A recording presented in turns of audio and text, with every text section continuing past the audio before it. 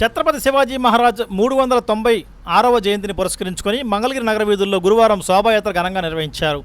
గౌతమ్ బుద్ధ రోడ్డులోని కాళీమాత ఆలయం వద్ద ప్రారంభమైన యాత్ర గాలిగోపురం, మిది సెంటర్, కుప్పరావు కాలనీ, హుస్సేన్ కట్ట మీదుగా సీతారామ కోవెల వరకు చేరుకుంది. ఉత్సవం అధ్యక్షుడు పంచమతి ప్రసాద్ మాట్లాడుతూ, హిందువులపై జరిగిన దాడును అడ్డుకొని సనాతన ధర్మ రక్షకుడిగా నిలబడ్డ వ్యక్తి ఛత్రపతి శివాజీ అని కొనియాడారు. శోభాయాత్రలో యువత భారీగా హాజరై జై హిందూ, జై శ్రీరామ్ అంటూ నినాదాలు చేశారు. దీంతో నగర పురవీధులు శ్రీరామనామ జపంతో పులకించాయి.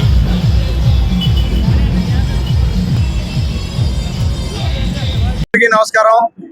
ఈ రోజున మంగళగిరి పట్టణంలో ఛత్రపతి శివాజీ మహారాజ్ జయంతిని అత్యంత కన్నుల పండగగా చేసుకోవడం జరుగుతూ ఉంది. 396వ జయంతిని ఎంతో వైభవంగా జరుపుతున్నాం. మరి ఈ సమాజానికి వారి స్ఫూర్తి ఎంతో ఉంది. ఇవాళ వారి పుట్టినరోజు సందర్భంగా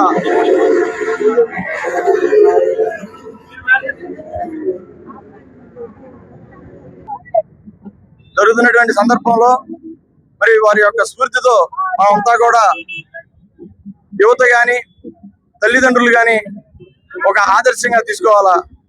ఎందుకనంటే ఆనాడు నవాబులు పాలిస్తున్నటువంటి రోజుల్లో హిందూ స్త్రీలని ఎంతో ఘోరంగా చెరసి అవమానాలు చేసినటువంటి సమాజంలో వారు ఉన్నప్పుడు వారి తల్లిగారైనటువంటి జీజాబాయి గారు ఈ సమాజంలో జరుగుతున్నటువంటి దుర్మార్గాలు ఏవైతే ఉన్నాయో అవన్నీ కూడా ఛత్రపతి శివాజీ మహారాజ్ గారికి నూరి పోసి ఆయన యొక్క ప్రతిభావంతుడిగా తయారు చేసింది.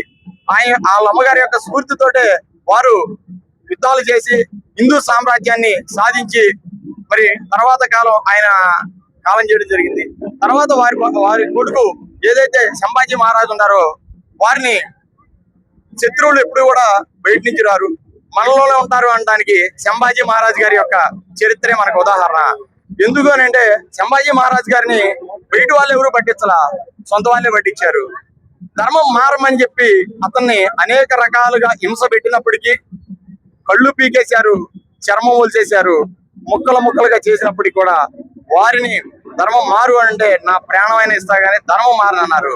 ఇవాళ సమాజంలో మనం చూస్తున్నాం, తలనొప్పిగా ఉందని, జ్వరం వచ్చిందని, చిన్న చిన్న కారణాలకి ఎవరో ఒకరు వచ్చి ప్రలోభాలు పెడితే ఆ ప్రలోభాలకి లోనైపోయి మతం మారేటువంటి వీక్ మైండ్ కి తయారైనటువంటి ఈ సమాజంలో ప్రతి ఆడకూతురు, ప్రతి వాళ్ళు కూడా తల్లి ఫస్ట్, స్త్రీ ఫస్ట్.